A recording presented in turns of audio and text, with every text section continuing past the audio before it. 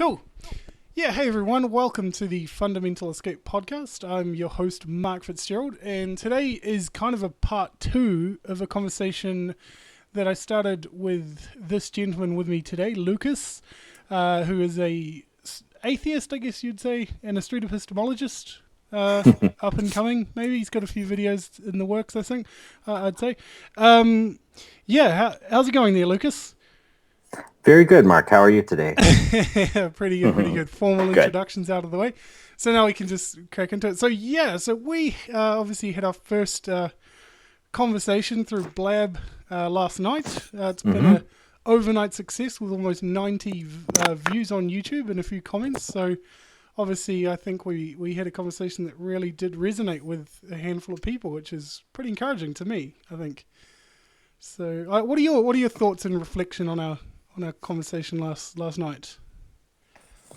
Well, once again, I just feel like I'm me. I am the way that I am, and I was very pleased at the end that you were so pleased with the conversation. I thought it went great. I don't know if we've changed any minds or anything like that, but it was at least a great conversation. We touched on really important underlying factors for why I do what I do and why you do what you do, and and I would like to dig in, and get a little deeper on those topics.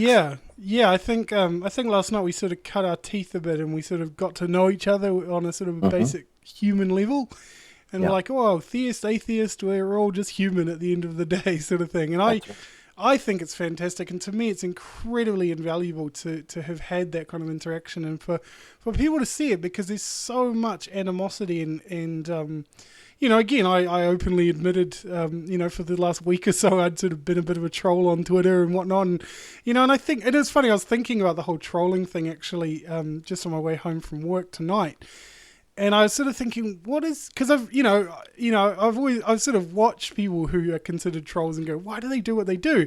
And then I sort of started falling into the trap myself. And I'm like, I think what happens is when you feel so distant and alienated from a group that you're trying to communicate with, you sort of just give up, and it becomes like, well, I'm damned if I do and I'm damned if I don't, so I may as well just have some fun, right? Not that that's any kind of justification whatsoever, but I just that's my sort of thoughts on that. But one of the things I wanted to touch on, I don't know which sort of topic to start with. There's a couple of thoughts bouncing around. First of all, I think that I want to talk a little bit about the word fear, because I think when you come across somebody who's other, for lack of a better word, who doesn't see the world the same way that you do, our immediate impulse or our go-to place can often be a place of fear, because we're like, who is this person? What do they want from me? How do they see me? What you do? Do you understand what I'm saying? Like, there's a sort of a defensiveness. Absolutely, yeah. I completely understand that. Yeah. I think it speaks to like our really ancient tribal nature. Like we understand the people that we are around, and but you're exactly right. We have this sort of fear of different cultures, and we automatically distrust people that, as you said, don't view the world the same way that we do. So yes, I completely relate to that. There's actually a guy, he's an Irish sort of philosopher / theologian, I guess you could say. His name's Peter Rollins. I'm hoping to speak to him at some point this year, well, hopefully this month actually, on the podcast. But he sort of talks about this sort of multicultural experience in the sense of, he says when you see a person who's other, as he says, you see them as monstrous and weird. But then the true multicultural experience is when you can see yourself through their eyes and go, oh my goodness, I am monstrous and weird. And I think I just want to open up this conversation by basically putting all my cards on the table, because I think it's a good place to start. And I believe in the power of vulnerability. I believe it's important to put yourself out there. If you want any kind of genuine response from someone else, I think it's important to be as genuine as you can yourself. Sure. So I would just like to basically start off by saying, I think, if I'm completely honest, I'm a lot closer to the atheist camp, I guess you could say, than I would probably care to admit. And I would be more than happy to just put it out there and say, as I think I sort of indicated last night, that some days, I wake up and I'm just like, do I really believe all this stuff anyway? Why do I hold on to it? What is going on? Like, what's the deal? And here's what I think is quite funny. And I've heard this analogy. You know the movie Bruce Willis, The Fifth Element? You know that movie? Yeah. Mm-hmm. Yeah. So I've heard the analogy basically with the whole sort of Fifth Element idea with this force field that, the more they attacked it, the stronger it became. And this was actually sort of an idea I talked with a guy, Gavin McInnes, actually, on my podcast earlier this year. Last year, now I have to say that, last year, where there was this sort of study done that basically reflected this idea that when people are confronted with data and information that goes against what they currently believe, they actually become more steadfast and dogmatic in their current beliefs. Yeah, and absolutely. I think it sort of touches on what you said, that sort of tribalistic, this is my tribe, and this is, and we're not 100% logical creatures. And I think for me, half the reason I feel compelled to sort of, as I said last night, to hold on to this label Christian is because I think I can do more of a positive work from the inside than the outside, if that makes any sense. I don't know what your sort of thoughts on those things are.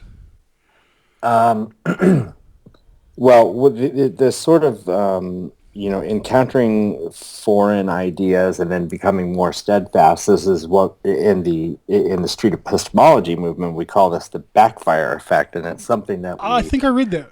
Yeah, we're watching out for that. What we and that has You're also to creating do, it, but Well, yeah, it is possible that we are. Now, obviously, that's not the goal. No. But certainly you are when a person approaches, when we're talking about religions or these deeply, forget religion, any kind of deeply held belief, when we're talking about these things and I challenge you in a mean, your stupid kind of way, of course you're going to double down. Oh yeah.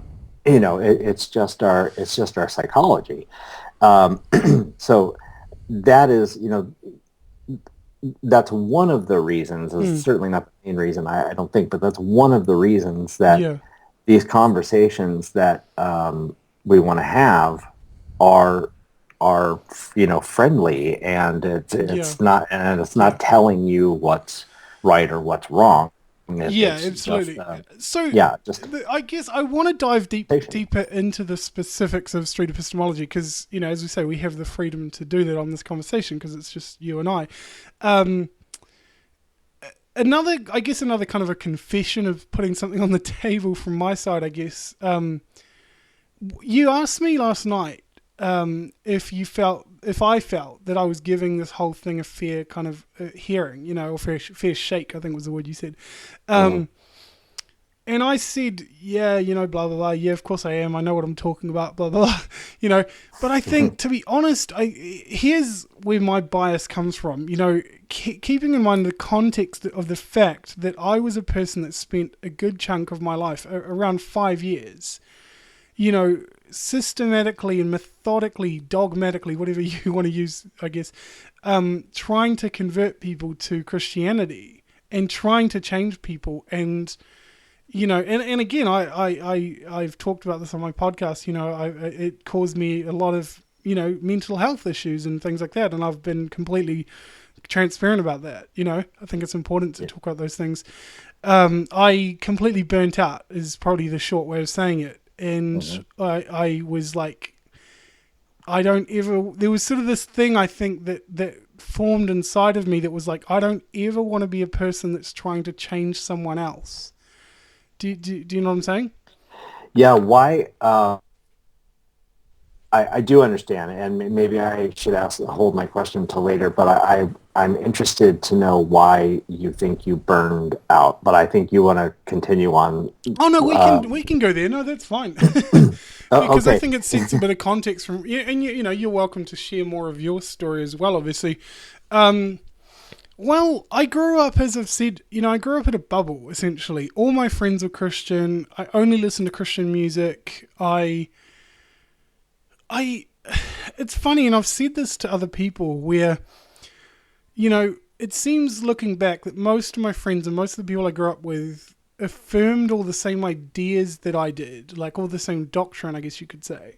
Sure. But for whatever reason, I felt it in my bones, not to sound too dramatic. Like, I'm a very empathetic person and I feel things, you know? Um, and, you know, again, with the whole sort of impulse to start doing street evangelism in the first place, I came across, you know, I'm no doubt you'd be aware of, you know, the likes of Ray Comfort. So, you know, I came across his videos online and I saw what he was doing and I was like, oh my goodness, you can just do that? Like you can go and tell people about Jesus? Like what the heck? So I was completely compelled by that concept of this. I saw it as a very empathetic thing of like, okay, we believe this whole heaven and hell thing. So I guess I should go do something about it. And it was as simple as that for me. I was a very black and white person. I didn't see many grey areas in life and things like that. And so that's where it came from. And I think it was this pressure of wanting to basically save the world. And I think looking back, I've identified other things as well, you know, such as wanting approval, wanting to be important, wanting to be validated. And, you know, I was Mark the Evangelist. That's how my friends knew me. You know, that was my identity. And I think this, I guess to tie this a little bit into some of my issues with street epistemology is you're touching on things that really do cut to the core of people's identity. I'm actually thinking, as I said, I haven't brought myself to watch many of Anthony's videos, but I've seen a handful of them. And there's one in particular, I think it's a girl, her name is Kayla, I think it is, or something like that. But he talks to her twice, and she was talking about being into paganism and things like that, and Anthony sort of said to her, well, how would you feel if, you know, if you found out this wasn't true? Like, would it just bum you out for a day or whatever, you know? And she was like, oh no. She's like, this would wreck my life, essentially. That wasn't the word she said, but, you know, she was like, this would be devastating. And I sort of watch you know, I'm into I used to watch TV shows all about like body language and, you know, micro expressions and all that sort of stuff. And, you know, I sort of watch these people's body language in some of these conversations. I'm just like, they're completely shutting down. Like she's starting to fold her arms and kind of go, oh, I'm backing away a little bit. And it's uncomfortable, right? To have someone just confront the core of your being like that and go, what if you're wrong? You know? Yeah. And I sort of get the whole premise behind it. And again, I spent a bit of time today researching this whole, you know, Socratic method, as we talked about last night. I was like, read a few criticisms on it and a few different points of view on it. And yeah, I sort of just wonder, you know, one of the things that sort of hinted at, one of the sort of critiques of it was this sort of, this notion that it appeals to this sort of bully mentality. And I know that it's not intended to come across as bullying, and we talked about that. It's not overt bullying, but it's almost like subversive bullying in some respects, where it's kind of like you're kindly, compassionately telling someone they're an idiot and they're wrong, essentially. Yeah, that's so on Kayla specifically, it's interesting. Do you remember what happened after she said that? Do you remember what happened after she said that it would wreck her life or whatever her thing was? You'd have to fill me in, to be honest, because I remember watching parts of it. I don't. So what happened was when he asked her that, he got that response from her, he completely shut the conversation down. Yeah. He said, thank you very much for your time. I appreciate, I can't remember, but, you know, essentially he completely shut the conversation down because now what he did do, he gave her he gave her his email address and said, if you want to talk about this some more, give it a thought and email me. Maybe we Yeah, yeah. And they did on catch that up a first second conversation. time, obviously. Yeah, they Yeah. exactly right. Yeah, they caught up the second time. So the thing is, so street epistemology, we're not therapists, obviously. We're just Yeah. people. And when somebody says something like that, and you don't know these people, Yeah. you know, and your goal is as a street epistemologist to make them look at their beliefs and really decide if they think this is true, and if they have a justified belief in it, and if you are successful for a person that is, say, maybe, and I'm not saying that Kayla is unstable, but in the case that she was, Yeah. you Well, don't know yeah. what she might do with that. So Exactly, and Anthony, this brings a serious point. I mean, as I said, I'm completely transparent about the fact that I'm a person. I'm diagnosed as bipolar. So I have mental health issues myself, and I sort of wonder, on a serious note, does it ever concern you that the psychological state you may be putting these people into? absolutely, and that's something that we test for. It's something that we look for, and we ask. I mean, Well, you if say you are test for, but in the same breath, you said you're not therapists. well, what I mean is that we are looking for overt signs that, Right. for example, if somebody is a diehard Christian or whatever, and they have cancer with 3 months to live, this is not something you want to challenge them on. Why? Just Because they'll let. be dead soon enough, and it won't matter. Well, no, not at all, not at all like that. But I mean, I'm if sorry, I'm it's taking it to the logical extreme, but yeah. yeah, no, I understand. I understand. But no, it's not like that at all. It's really a matter of it's not. Why would you do that? Why Yeah. add that kind of stress? So, Because yeah. leaving a religion is extremely stressful. Oh, absolutely. It's Ask traumatic. It's my traumatic. my wife, my poor wife, is so upset Yeah. all the time, and she Yeah. is, she's realized that she's at least not a Christian. Yeah. She still believes in a God Yeah. and a spiritual world, and that's fine. I'm not running Okay. street epistemology on her all We the we time. I know we talked off air about the fact that I'm a salesman, but just a shameless plug.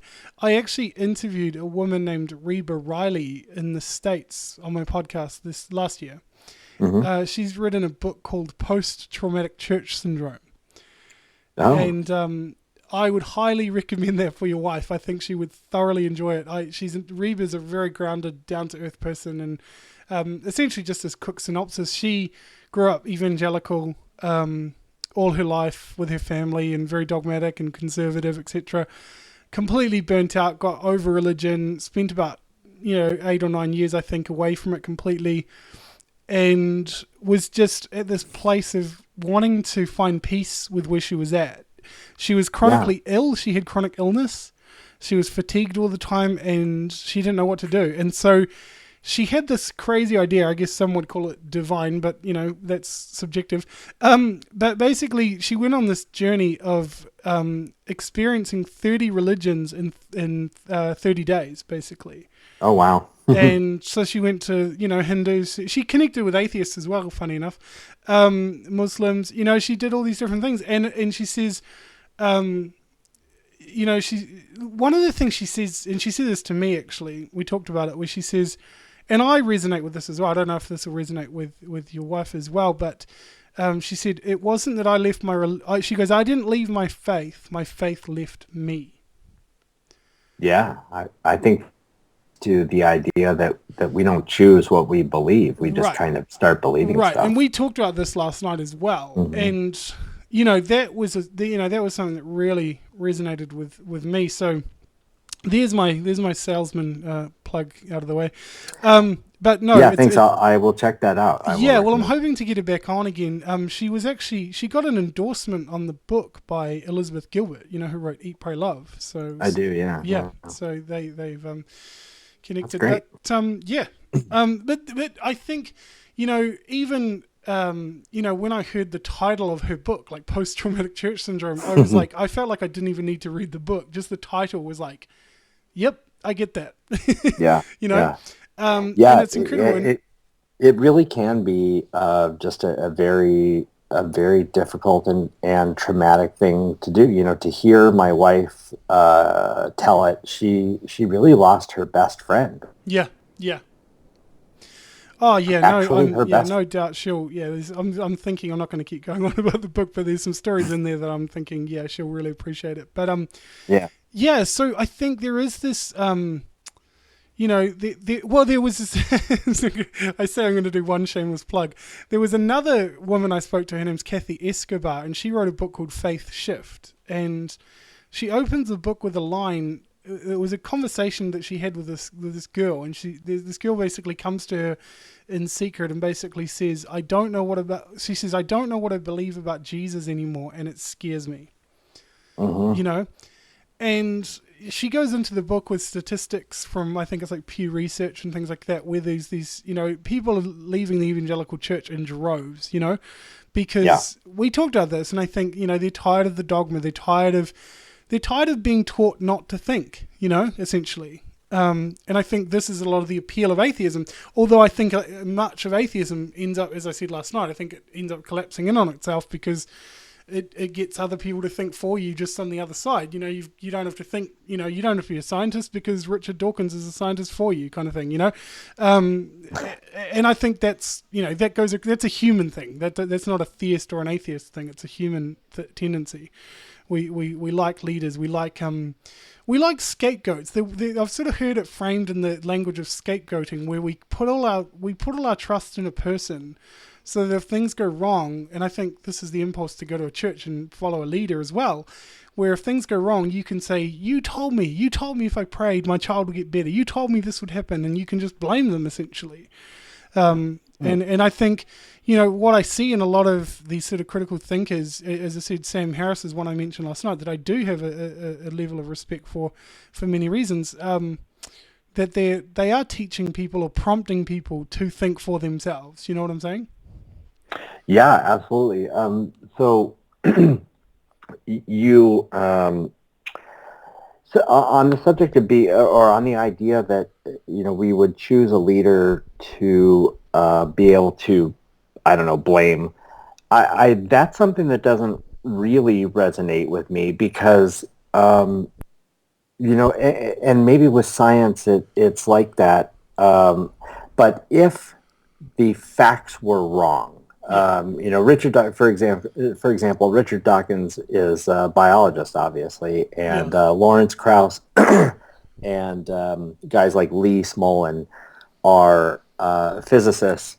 Yeah. And if it came out that the facts, or rather, not the facts, because the facts are the facts, but if the theory that these facts are built on, that they might happen to be talking about, is wrong, well, that's okay because we understand that it's science and new information is going to begin a change, and that is like, so that's the beauty of science is it keeps asking the questions, right? I think is what you're trying to say. It does keep asking the questions, but the guys who are the biggest, the most successful in their careers are the ones who throw the paradigm on its head. The ones who say, well, actually, evolution is a thing, and here's why. And when it all works out, those are the guys that are celebrated. Look at Charles Darwin. We're 100 years later, 100 plus years later, we're still talking about that guy. Yeah. So it's a big deal. Whereas in theology, those leaders, if they don't sort of toe the line with the message, then their followers are like, oh, wait a minute. I don't absolutely, know. Absolutely. I would like to push back a little bit on that idea though, because I know personally, and as I say, I've met some of these people personally through podcasting. You know, I'm not sure if you're familiar. Brian McLaren is a sort of emergent church type leader in the States, and you know, he came to New Zealand. I actually got to meet him, and we did an interview and everything. And he was telling me, it's quite funny actually. He was telling me a sort of a story that he got an email from a guy who was a youth pastor of a church, quite a large sort of church. And he basically went on to tell him that he'd been reading his books. He'd been starting to read Brian McLaren's books, and the senior pastor of the church had walked into his office on a Monday morning and said to him, "Oh, are you reading books by Brian McLaren?" And the guy goes, "Yeah, I am." And he goes, "Oh, what do you like them?" And he just goes, "Yeah, I do." And he just goes, "You're fired." Wow. You know, and so he emailed Brian to basically say, thanks for ruining my life, essentially. So there are progressive ideas out there, and I say that for its comedy value as well as what it illustrates. But there are people within the theist circles that are continuing to ask questions, and I'm the kind of person that I've been an outlier in many ways because I have continued to ask questions. And, many people, as I said last night, many people wouldn't even deem me to be a Christian, because I'm not, I don't fit their labels. But, I think that, humans are humans, and I think there's people that do believe in God that are closed-minded, and there's people that don't believe in God that are closed-minded, Yeah. Well, I do think, it's just like in a way you're kind of making my point is that, I mean, in science, we celebrate the guy who comes in with the new idea, if he's right. And like you said, in theology, if there's they get kicked out and shut down.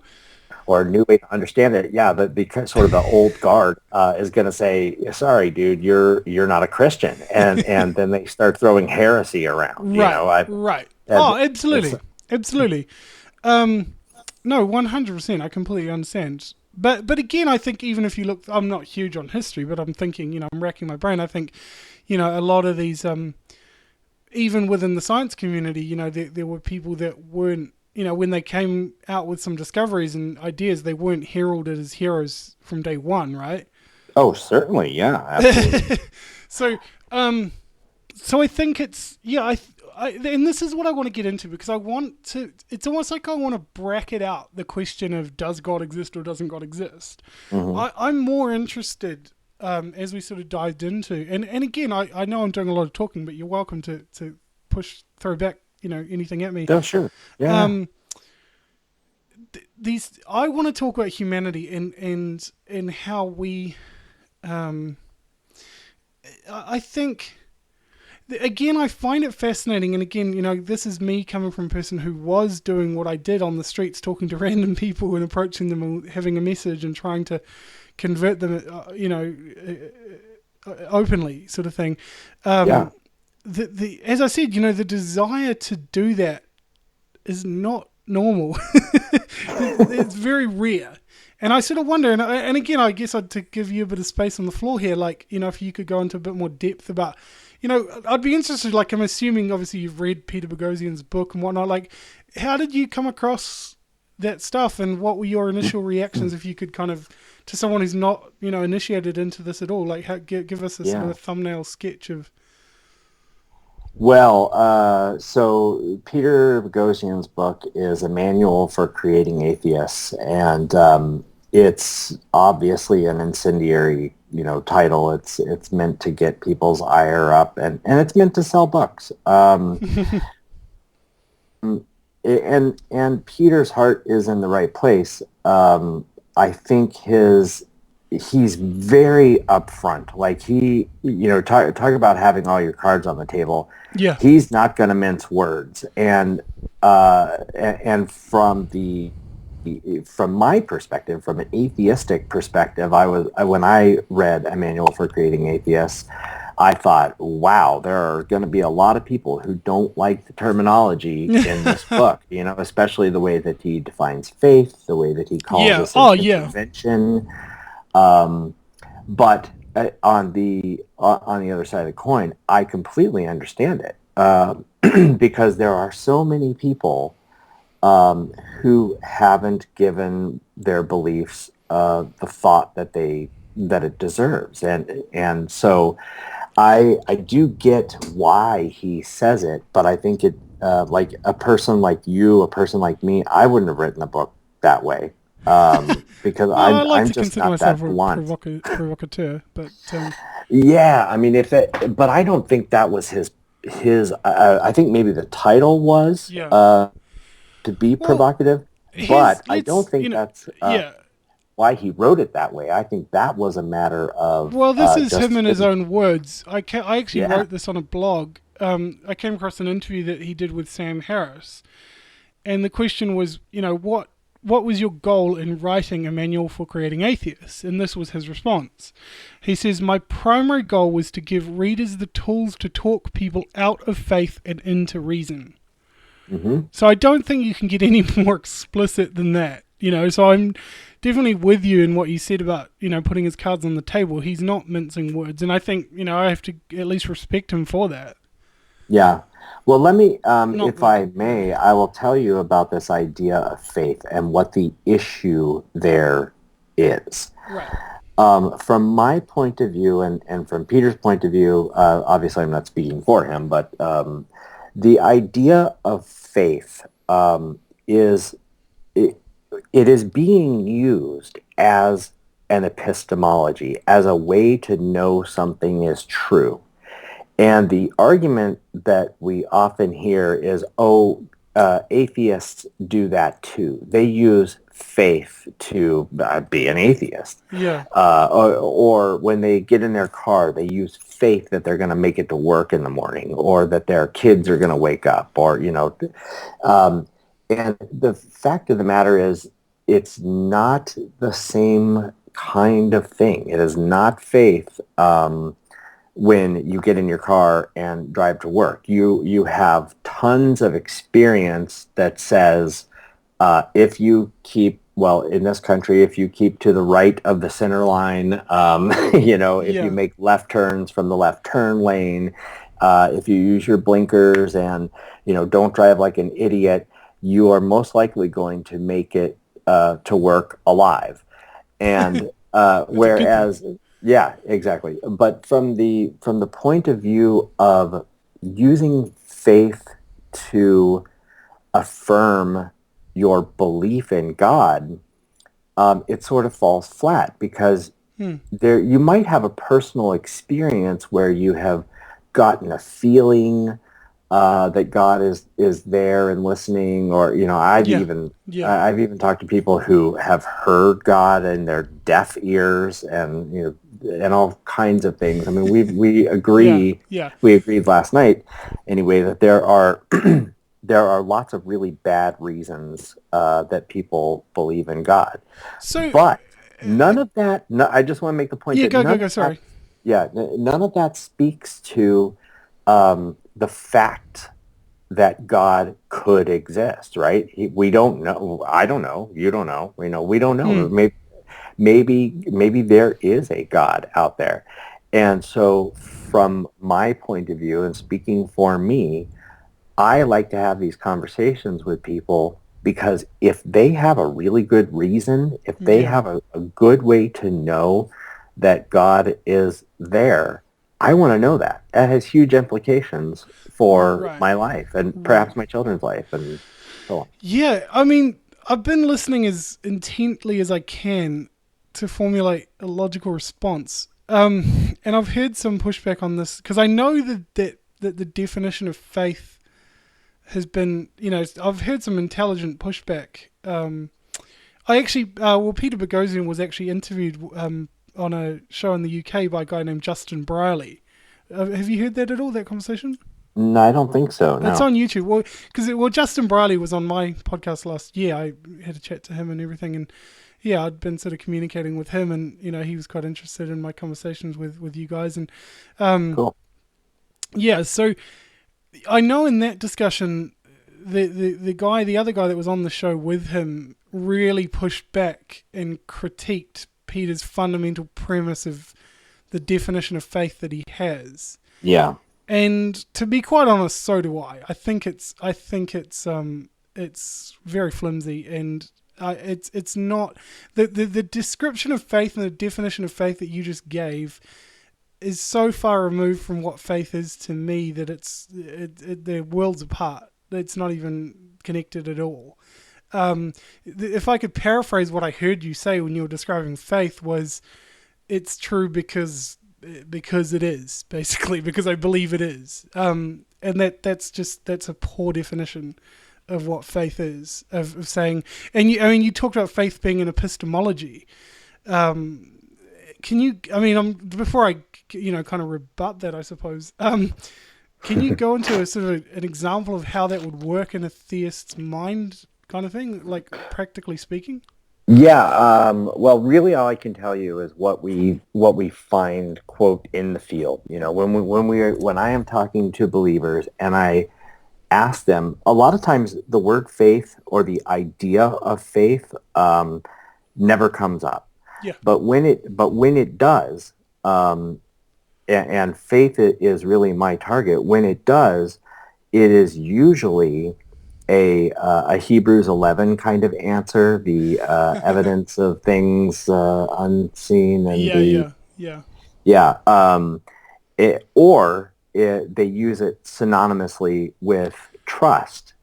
And so then, essentially what I'm interested in doing is showing why that is not a great reason to believe something.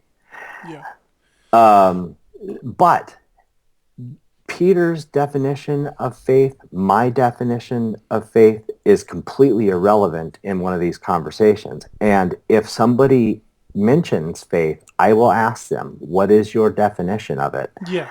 And most of the time they don't really know. Sometimes they do. Sometimes they come straight off with it. It's great. And if they're a 10 out of 10 fundamental Christian, then of course they're going to be, eager to give their response. Yeah. So it's it's kind of hit or miss whether or not they will have a definition for it. But the upshot is what is faith? How does it work for this person that I'm talking to? And it doesn't matter what the dictionary definition is, or what I think it is, or even what they think it is. If they try to define it, it's how does in practice, how are they using this faith that they're saying? And generally speaking, what they are saying is, this is how I know through these methods that I label faith, and none of them are very believe because I feel it. Yeah. I'm curious to ask, I suppose with this whole street epistemology kind of thing, is this, even in this conversation right now, would you say you're employing these techniques in this conversation? Or is this something you'd have to go, like what I have to say to you, Lucas, do street epistemology on me kind of thing?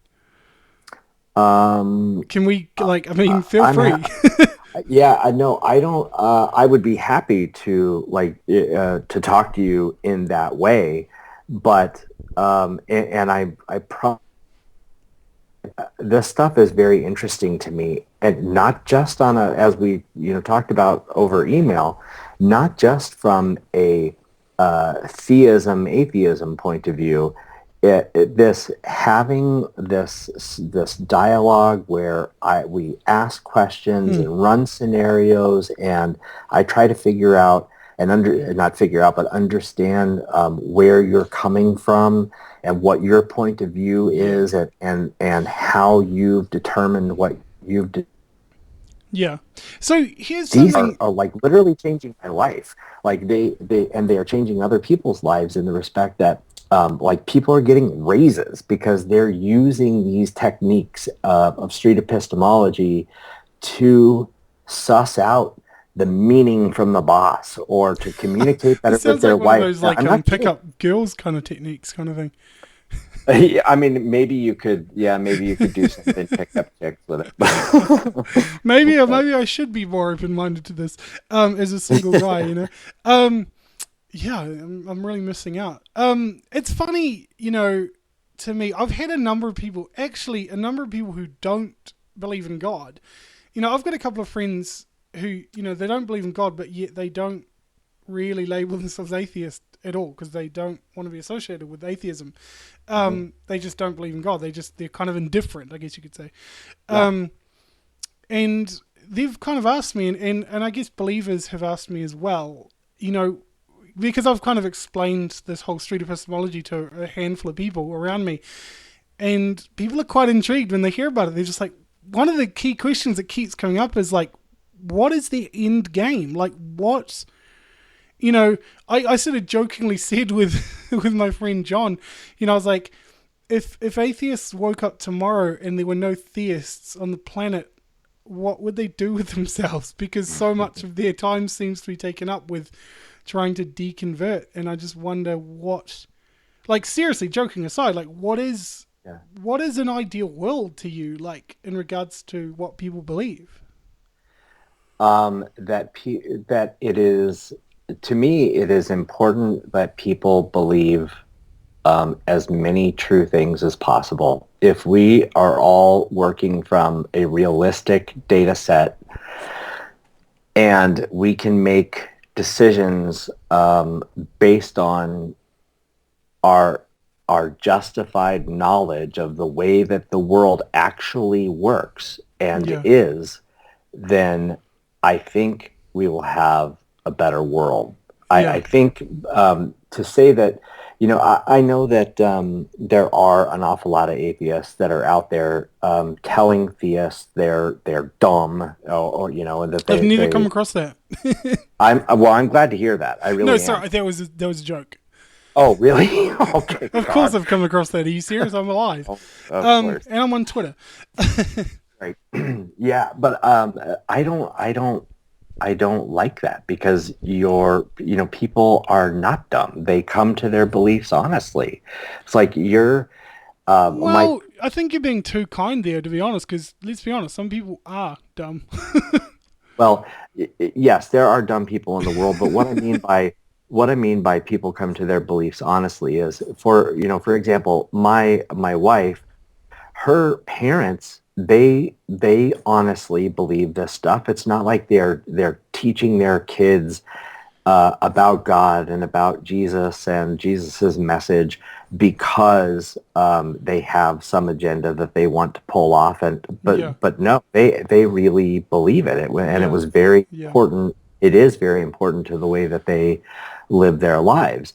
And this is something that you and I didn't talk a whole lot about yesterday, but I would love to. I don't know how long this podcast is going to be. Yeah. Days. Oh, good. But it'll be serious, I think. Where the rubber meets the road is what is the most important thing, right? And if I used to tell my wife all the time, if we did all live the way that Jesus preached most of the things that he preached, it would be a better world. Yes. That's not hard to see. Man, I'm like, in my head, I'm kind of like amening you right now. And it's funny you said that because I was just about to say the exact same thing. I was like, I think quite honestly, Jesus is the best friend that an atheist has. And I don't mean that he wants to convert you kind of way. I think when you actually look, and I think this is, going back to what I said before, it is, I've heard this kind of quote that basically says that the Bible is too... Basically, essentially, the Bible is too precious to be left in the hands of fundamentals. And, I mean, joking aside, I wholeheartedly believe that. And I think, this is why I hope we can keep these conversations going, because I think there's going to be a lot of people that want to listen to this stuff. And I think it's interesting. And I think it's interesting that you said that before I did, because... one of the things I keep harping on to Christians about is, Jesus' Sermon on the Mount. And when he says things like, your kingdom come, your will be done on earth as it is in heaven. So even Jesus is going, guys, like, stop looking up to the clouds. Like, there's work to be done, right? Like, Jesus is advocating for the poor.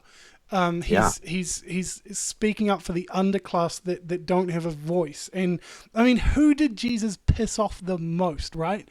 The Exactly. religious elite and the establishment. He gave them the middle finger, basically, and said, It's, you know, yeah. F you. I almost said, swore. But, basically it's like, no. You think you've got the truth. You think you've got this, down packed, and it's all about your individual holiness and piety before God, and you don't even care about, this beggar on the street sort of thing.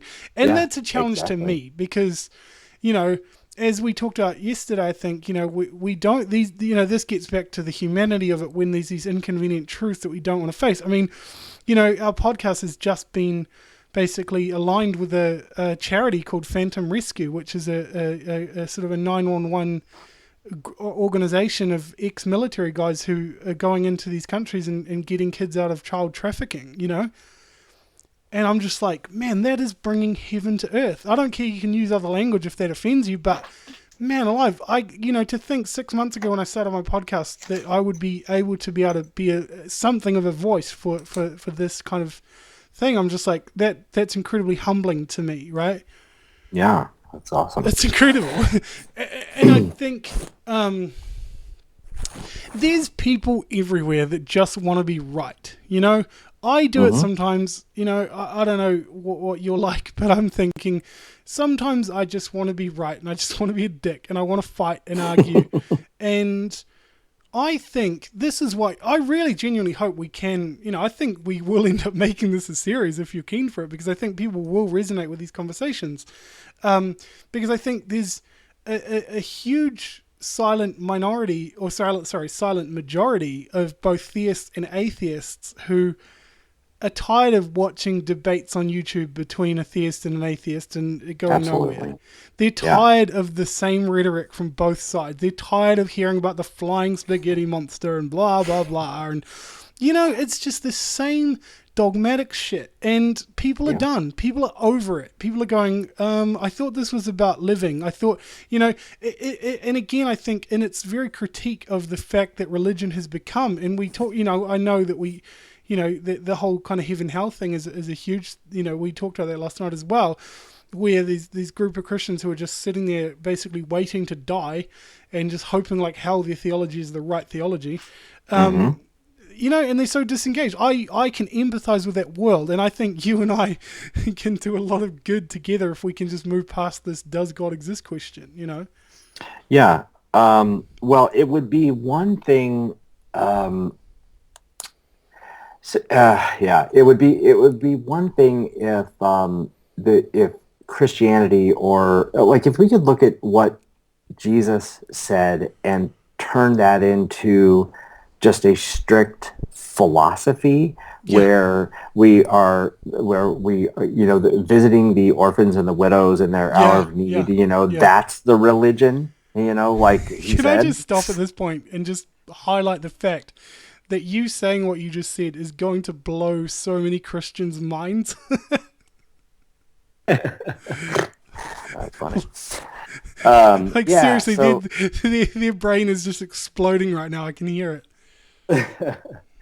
Yeah, I mean, if we had a world that ran like that, okay, So why don't atheists just hijack Jesus? Well, because I mean, honestly, it'd certainly get attention if Richard Dawkins started quoting the Gospels. Yeah, it just comes with so much unbelievable baggage. And then, to be perfectly honest, the more that I read on the subject of Jesus himself, now this is going to unblow their minds. I don't even think he was a real guy at this point. I don't know. You mean you don't believe he existed? I actually don't think I believe he existed. Wow, let's talk. Wow, can we talk about that? Because that's amazing. Yeah, I know. That's amazing, because to think that a whole movement in the world exists today and is continuing to exist because of this person Jesus, and you like what? Like that blows my tiny mind. Like why? What? How? I mean, let's look at one of the good arguments. Well, what I think is a good argument I've heard is to say that the Jesus essentially caused a whole group of people to turn on a dime in their beliefs, in the way they lived. And, you know, sociologically speaking, you just don't see that. You don't see whole groups of people just turning on a dime to follow this guy. And I know the whole sort of Josephus writing apparently about Jesus. I haven't looked into that much myself, to be honest, but how have you come to that conclusion? Because I know a lot of atheists that are totally on board with Jesus existing. Yeah. Well, it started off with my wife reading Bart Ehrman's book, which I forget the title of it, but Bart Maybe it Ehrman, never existed. Yeah, Bart actually, Mr. Ehrman, maybe doctor, I don't know, came to the conclusion that he's an atheist. He doesn't have a dog in this hunt, but he came to the conclusion that Jesus was real. I haven't read that. Yeah. I have read, I'm actually still in the process of reading Richard Carrier's book. Right. And the arguments that he makes are really, really compelling to me. And, it could be my bias. It absolutely could be my bias. But looking, I mean, there is this just common in the street epistemology kind of circles, that this belief, or? Oh, I don't know. I was just wondering if it's a tribal thing or just a Lucas thing. No, I don't. I can't think of anybody that I've ever asked or come across any conversation. So you can because I don't want to get too sidetracked with this whole "does Jesus exist" thing, because it's not that compelling to me, and I know that sounds weird, but no, it's fine. So you can basically look at Jesus' overall message, or the things written about him that he apparently said, and go, yeah, I can take some good from that. That's kind of what you're saying. Oh, absolutely. Jesus was so I used to have this idea that he was the ultimate punk rocker, right? What other kind of dude would walk into the temple and kick over the table? Well, okay, he didn't walk, he rode a donkey, right? Who would go into the temple and kick over the money changers' tables and claim that space for his own and tell people, you don't need all this, guys. You just need God, That is an extremely powerful message, and it resonates with me as an atheist. If I want to believe in the power of somebody's words or their ideas, the orphans and the widows. You don't have to sign up to the whole dogma, basically. I don't need to, and I don't want to accept a Bible that basically outlines the rules for keeping real life slaves. That doesn't appeal to me. So something about this document is. Maybe we could do. I think I'm trying to be logical here, because I'm thinking we could do a whole episode on the way people see the Bible, and because I would have some completely different perspectives that you would be used to hearing from many Christians on what the Bible actually is. Because I don't think it's a one size fits all, truth for all time document that we all just need to log in our brain and follow. I think that the Bible, if I can say a few brief things about it, I think the Bible was written in a culture, in a context, in a time. I think when you and again, these are sort of ideas I've heard put forward. Say, for example, the whole kind of Abraham and Isaac kind of sacrifice, oh my goodness, every atheist goes, that's horrible, I could never follow a God like that, it's disgusting.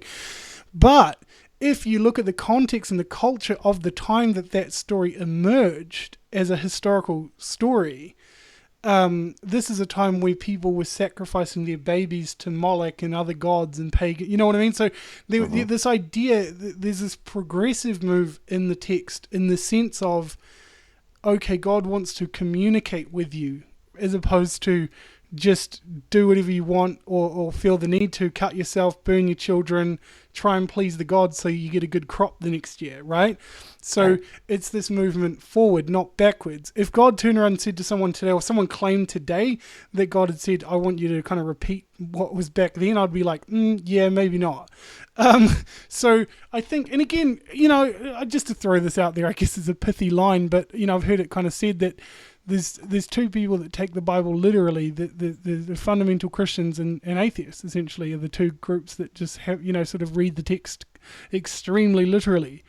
Oh, absolutely. Yeah. I totally agree with and that. I think you seem to be, and I don't want to come across condescending at all, but you seem to be someone who is at least somewhat interested in the nuance of the discussion, and is somewhat interested in a different perspective. Whether you adopt it or not is a different story. Yeah. But you're interested in hearing the other side. I am. I want to know, like, I get the impression from you that if you were to come across something that was, I don't know, patently offensive or clearly wrong or whatever about the Bible, that that you rationally know that this is not something you have to accept as, let's throw a crazy story. I mean, Jonah in the belly of a whale, okay, for example. Right. I think in the move that you're making, not to paint you into some kind of corner without realizing it, but the approach of saying that something can be a story with value, whether it was fact or not, is actually a very ancient Hebrew kind of approach. It totally is. Yeah. So you nailed it. Because I couldn't agree with you more. I've discussed this. Say that the whole story of Jonah being told to go to Nineveh, and Nineveh was where the Assyrians lived, right? Just to put some historical context, the Assyrians were the worst enemies of the Hebrew people on the planet. They were completely out to destroy them. They tried to interbreed with them to basically filter out the race. That's actually where you got the Samaritans. I'm not sure if you're aware of that. That's where you got the Samaritans from, which were basically neither fully Jewish nor fully Gentile, essentially. And they were hated by both camps because they weren't Jewish enough and they weren't Gentile enough, basically. So when you get, fast forward to Jesus, when he tells these stories about the quote unquote good Samaritan, that was very, relevant to the story, because these listeners were going, what, a Samaritan? They're not the hero of the story. They can't be, So there's a lot going on. There is a lot of nuance going on. And again, I think we could dive into that deeper. But I guess was there anything, I know, again, I've done a lot of talking. Was there any other direction that you'd like to go? Any questions you want to throw my way, or? I don't know. I didn't really come into this with an agenda other than, just talking, and obviously typical street epistemologist. There's like there's what, I don't know, 4,000 years or 3,000 years of Christian history that we could touch on. So maybe that's for another video, but I just really wanted to have the conversation, and I don't have like a bullet list of things that I want to hit on. Maybe we should just wind down here, because we have been talking for like pretty much an hour. Let's kind of throw it out there to anyone who does stumble across this video and have a listen. I guess asking the question, are you people out there listening, I guess, if I can ask, is this a conversation you find interesting? Do you want to hear more from us? And are there any topics that you want us to touch on? I am totally stoked that we've connected. I'm totally stoked to have these, 2 conversations in a row. Me too. It's epic. It's amazing. So, let's just wind up here. Leave some comments, people. I know we got a few comments on the last video, so no doubt we'll get some more. And cool. Thanks for listening. Hey, can I say one thing? Oh, go for it. I'm really sorry. I ruined your outro. No, it's fine. But switch this up. Follow me on Twitter at @thedamndad. You can't swear on my podcast. Or visit my website, damndad.com. There's actually, I've got some swearing on some of my podcasts. No, cool. Thanks, guys. That's awesome. We'll just stop there.